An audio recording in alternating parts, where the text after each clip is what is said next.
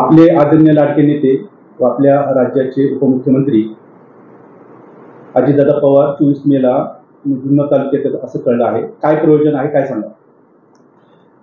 24 तारखेला आदरणीय या राज्याचे उपमुख्यमंत्री आणि आपले जिल्ह्याचे पालकमंत्री अजितदादा पवार साहेब जुन्नर तालुक्याच्या दौऱ्यावरती आहेत.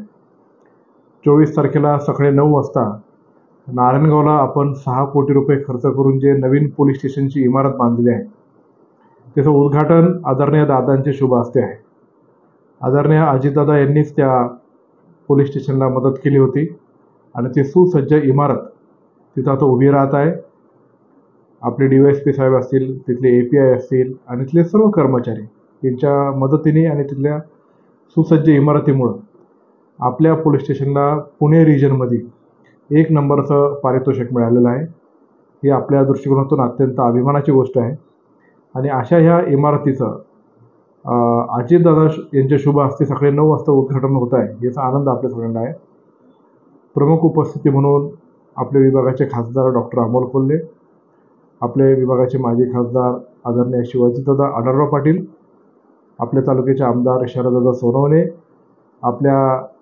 आपले नेते आणि शेजारच्या तालुक्यातले आपले आमदार दिलीपराव वळसे पाटील साहेब आणि विविध पक्षांचे नेते, मग भारतीय जनता पार्टी असेल, शिवसेना UBT असेल, काँग्रेस असेल, राष्ट्रवादी काँग्रेस पक्ष असेल, राष्ट्रवादी काँग्रेस पक्ष शरदचंद्र पवार असेल, या सर्व प्रमुख लोकांना आमंत्रित केले.